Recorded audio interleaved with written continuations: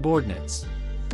And the man promptly responds that he is, he then saying that he was fine and happy that his lord had appointed him to this position. The boy responds that if his soldier was satisfied he was too, because he believed the man could supervise public order well. From now on the meeting begins, and it is explained that a month after the territory's criminals were punished, public order and sentiment improved visibly. Jared explains that Lack has recruited and assigned many skilled soldiers, all unified under his name as the feudal lord of Kriba, and all of this happened because he has the mind's eye. And we return to the present moment, where our protagonist is still being pestered by Isabella, who was still insisting. Sir Iron says that the crops are growing thanks to the new farming method, but half of the year is winter and due to other factors the results are not favorable. Yet Ayla, another vassal, says that although they are trying to use mana stones as a special product of that territory, it will take some time to achieve the desired result. Jared is thinking, hearing all this, that the mind's eye is not very useful beyond identifying talented people, and he will have to work even harder from that day on. The boy taps his stomach lightly while Lax observes this and says he has seen a few times because this method seemed very effective. Our protagonist says that this is a popular method to lose weight and that he learned it in another territory. The chief of security proudly says that as his lord loses weight, he increasingly looks like a feudal lord. However, our protagonist is thinking that honestly this method is not for dieting and is a trick to unfairly increase his own mana capacity. He explains that after emitting mana in each of his hands you release it back near your body and reabsorb it. This is the trick to increasing your mana. Although it's not an official bug of Paradiso, it still counts as one, and after doing this for a month it shows results as if he had leveled up 12 times. Looking at a spell in his hand, Jared also thinks that with this he could use 4th class magic 1 or 2 more times.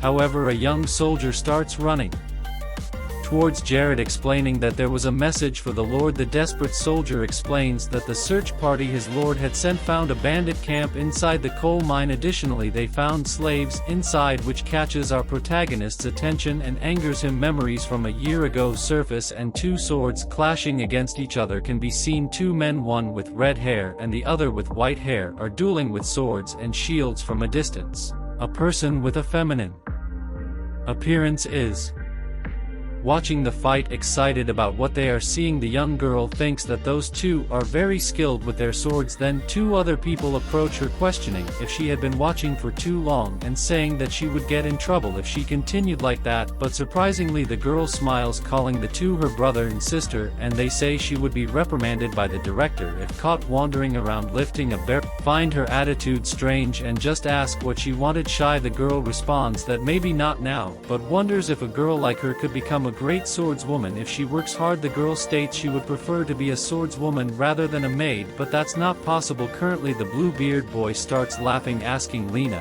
if she knew why there aren't many women in mercenary troops, drawing his sword. Upon drawing the weapon, a huge gust of wind is expelled from the object, lifting dust all around. Seriously, he explains that it's because the world is too dangerous to face with such a simple mindset. He also informs her that most girls will give up or die after facing such a harsh reality. However, this applies to men as well, and the boy starts removing his gloves. The young man explains that gender doesn't matter, what you need is spirit, will, talent and effort. He also tells her that she's more talented than the 2 of them and that's why she would succeed. The girl's sister then tells Lena that if she has nowhere to go, she should come to them because she would hire her, using her authority as a leader. The girl is extremely happy, smiling, embarrassed, imagining her bright future, but life is tough. And in another place in the future we see the same smiling girl sitting in a dark basement, calling her brother and sister's names while chained. The girl is in complete despair and all she can do is scream very loudly. In Lena's memories we see the pastor calling her name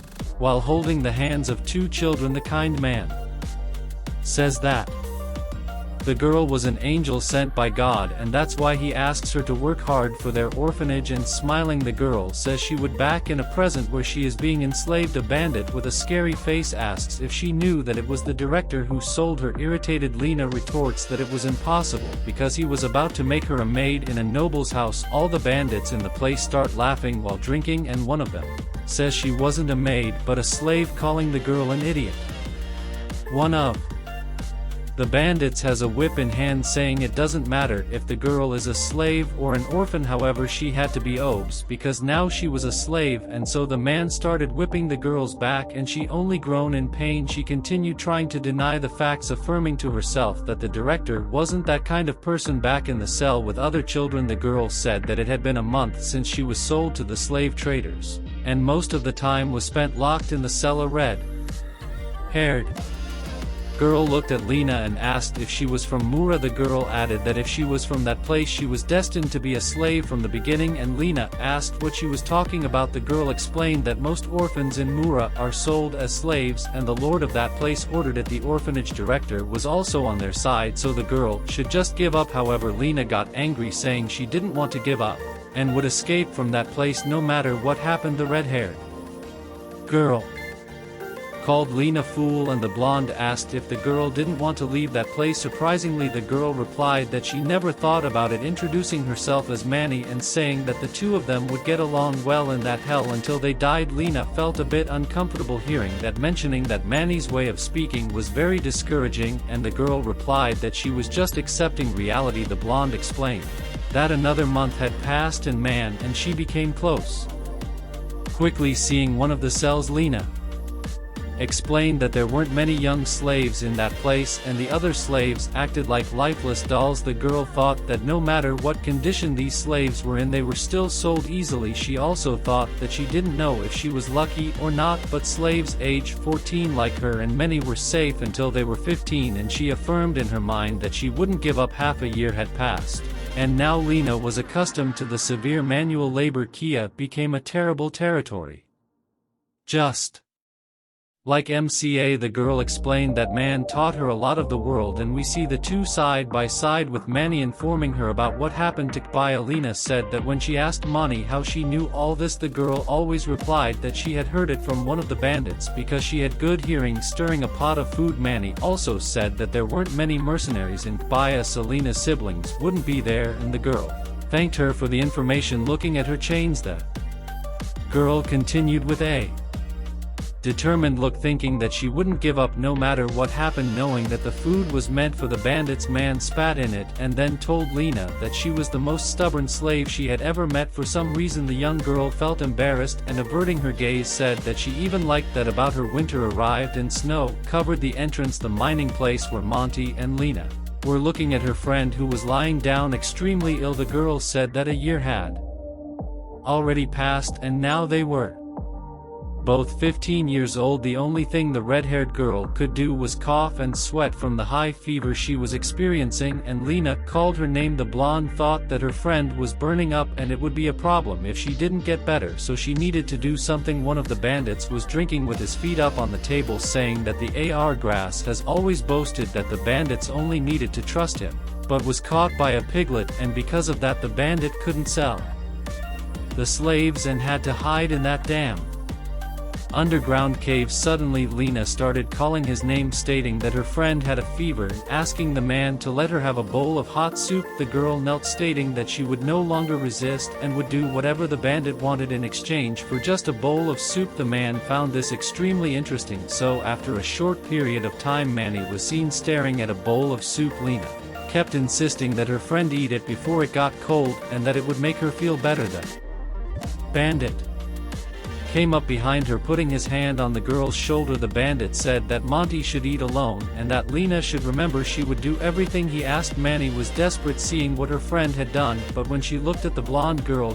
Lena, and just as he was about to attack her, her friend stepped in, taking the blow. Instead, the only thing visible was Manny falling to the ground, of blood flying. Lena, furious at the sight, quickly turned and punched the bandit, forcing him to let go of her. A girl knelt by her friend who was slipping away from this world and started to cry incessantly. Lena called her friend an idiot, asking why she had been stabbed in her place. Manny said that her life was like a pit. She grew up among bandits and was used to seeing people being robbed and murdered, but a mere orphan like her friend had such a big dream, and at first she thought it was ridiculous. However, now in her final moments she admitted that she envied her friend, and that was why she would protect her at all costs. With her strength fading, Man, as her farewell, asked her friend never to give up and to go to a better place. Next said she still hadn't given up no matter what happened she would get out of that hell and didn't notice the bandit behind her was getting up ready to attack her. The blonde girl affirmed that even if it meant she had to kill everyone there she would, looking at the bandit with extreme hatred in her heart. The man got irritated seeing that a mere slave had the courage to look at with that face and questioned how she dared to do that. He then said that his face had been burned by Lena's friend and for that he would eliminate the girl immediately. However, beside him a voice questioned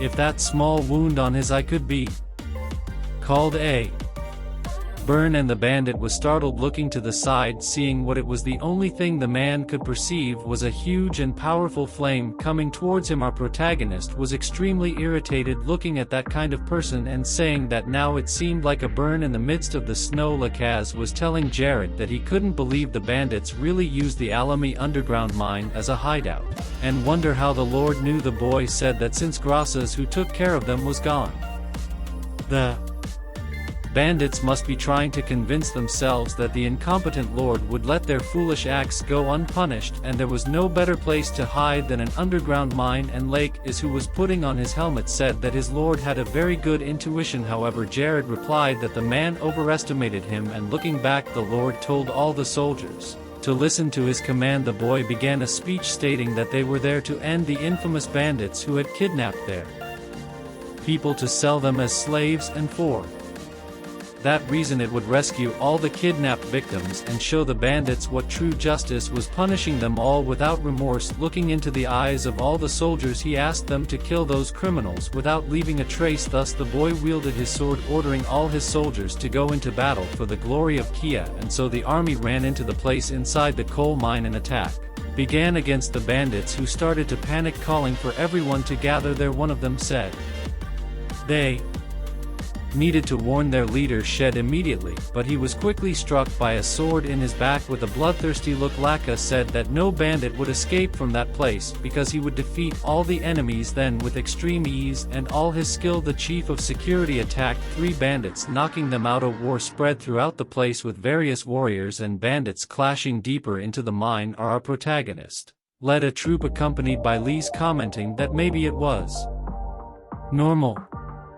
for a mine that there were many bifurcations. Jared said that the ability of an enemy was only that of an armed commoner, and he ordered all his soldiers to spread out and search every tunnel. This was a bit earlier, and now we return to the exact moment when the bandit attacking Lena had been burned by the flames of our furious protagonist. As he walked towards Lena, the boy thought that although he had often seen slave traders in the game, seeing them in person now was repulsive. The Lord knelt beside the small girl and asked if she was all right and what had happened. The girl said she was, but her friend had died while trying to save her, and Lena became even sadder, which further fueled Jared's fury. Looking at Manny's body, he thought it was too late, and even if he used his strongest recovery magic he couldn't save the girl. The chubby boy hugged Lena, apologizing for arriving too late to save both of them. As Jared looked at Lena, he noticed that she had a very thin body and rough hands like tree bark, indicating that she had suffered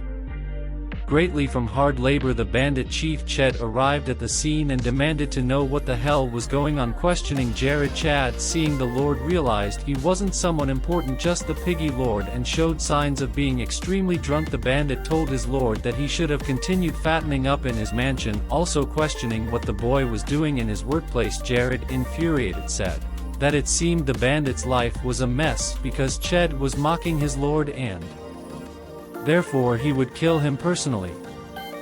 Ched got angry, saying he wouldn't die at the hands of a piggy like him, and started to conjure magic to counter his enemies. The 2 mages then faced off, and the bandit quickly launched his lightning magic out Protagon with an extraordinary speed. Jared easily dodged it using a magic called acceleration. The drunken bandit panicked, questioning how a mage like him could use that magic so efficiently.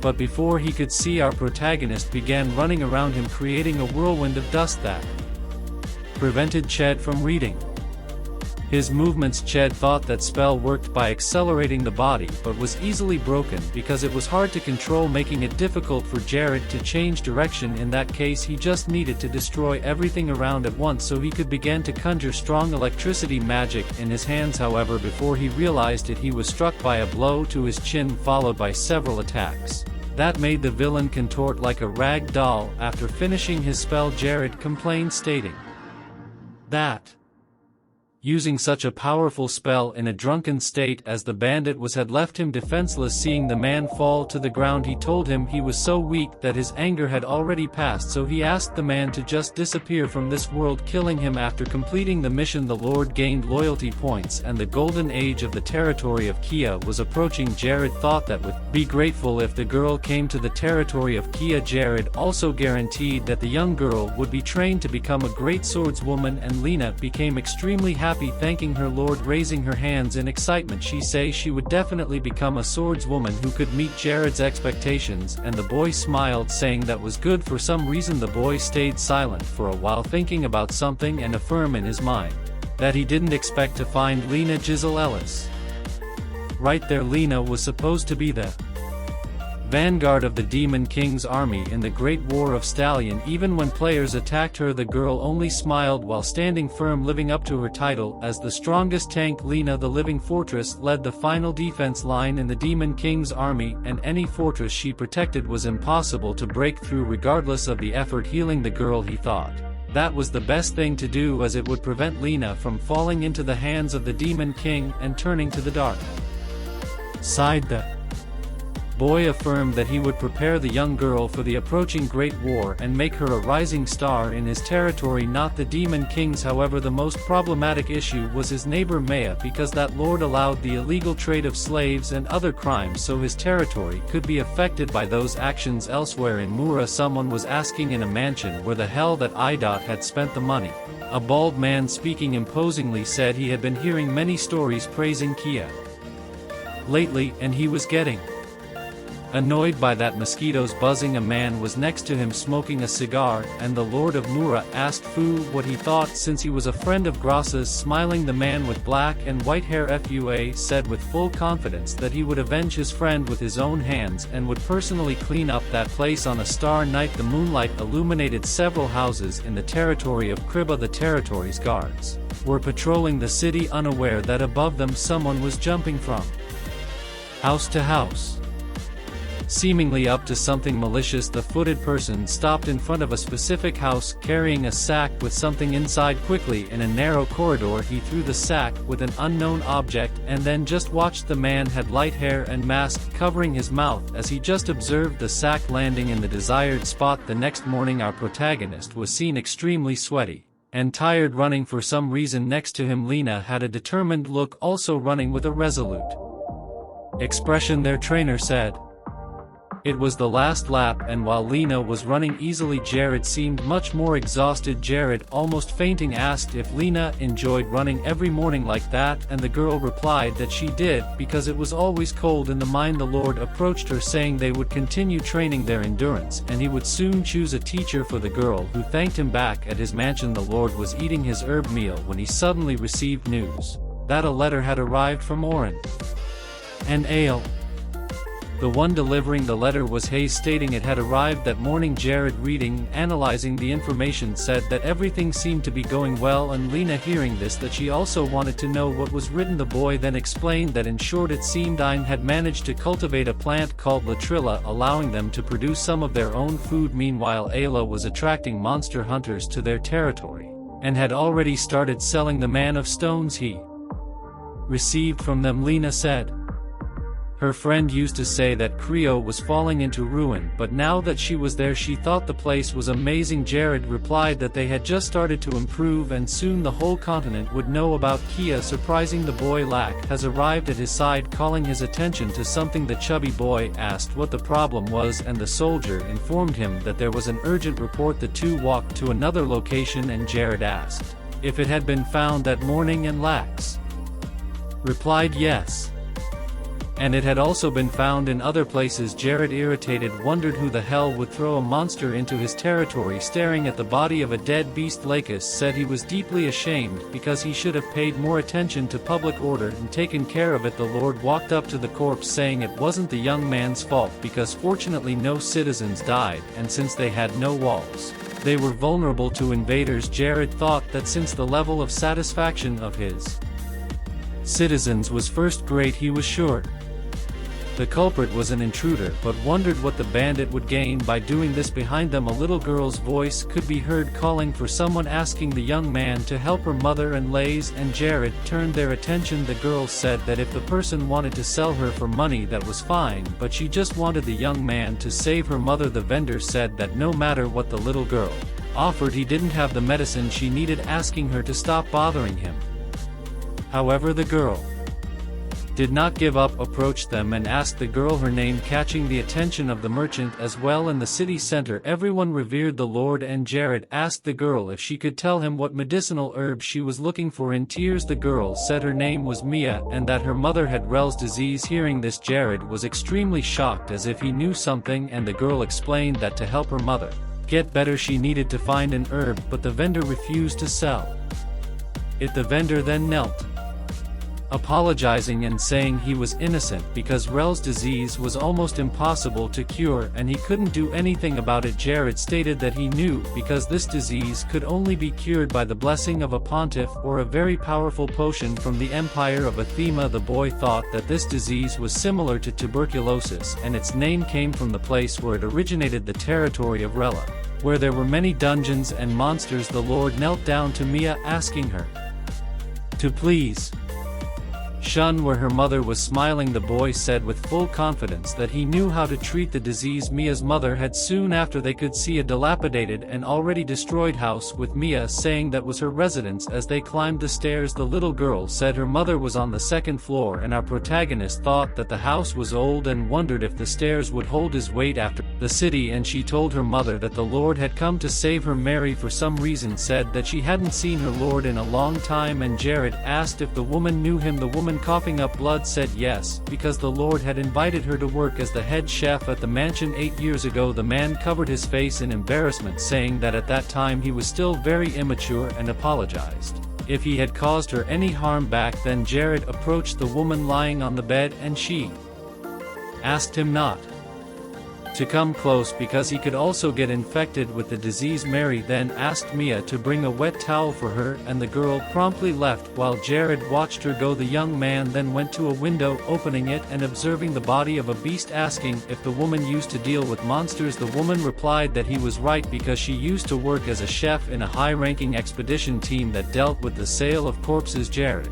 explained that people who are frequently exposed to monster corpses easily contract the disease, but the symptoms only become visible when the disease worsens. He said that Mary was originally fine, but her condition worsened because of the monster found near her house, and the woman asked who would do that. Then Lena and Hayes arrived, stating that they had brought all the medicinal herbs the boy had requested, and Jared said that he had already told her to just trust him since he wouldn't leave Mary's side until her condition improved. Crying and emotional, the woman said she didn't know how to repay this debt. However, the Lord replied that they would think about it after she was cured, and quickly the process to make the potion began on the roof of that house. The same man who had previously left the corpse nearby was watching everything, saying that the Lord wouldn't create a cure for that disease. However, behind him Lays appeared, drawing his sword and saying that he disagreed because his Lord had never failed before. He also said that just as the Lord had predicted, the culprit had returned to the scene of the crime, and the man looked back. Lays, furious, asked if this was the culprit who had thrown monster corpses all over the territory. However, the bandit, laughing with a murderous look, asked why the young man was curious about it when he should already know the answer. Inside the house, our protagonist was mentioning some flower names while sitting in front of Hayes preparing the potion. Hayes said that those 3 herbs were easy to find and didn't believe they could treat the incurable Ramila's disease with just that. Using some scientific equipment, they continued boiling the plants to make the cure for Mia's mother. Jared thought that when he played Paradiso for the first time, he came across a post on the homepage about the composition formula to cure Rel's disease. Thanks to that, you could make the cure that was supposed to be released to people only 10 years later, and he would do it now. The sick woman called her Lord's name, and the boy said she could say whatever she wanted. Mary asked why a high-ranking noble like him was working so hard to take care of a commoner. Our protagonist said that someone who has gone through this pain knows well what it feels like to keep their head held high. The woman was incredulous, questioning the boy if he had been infected with Rel's disease before, but remembering his past life, Jared said no, and that he grew up healthy thanks to the love his family gave him. The boy took Mary's hand and then said that his mother didn't just give love, and unfortunately something happened. It was all true. His family was poor and his mother couldn't go to the hospital for a detailed examination. When they finally got to the hospital, his mother had already lost the use of her hands and was in the final stage of cancer. He felt more anger than sadness, because he didn't have the power to fix the situation before it was too late. Even though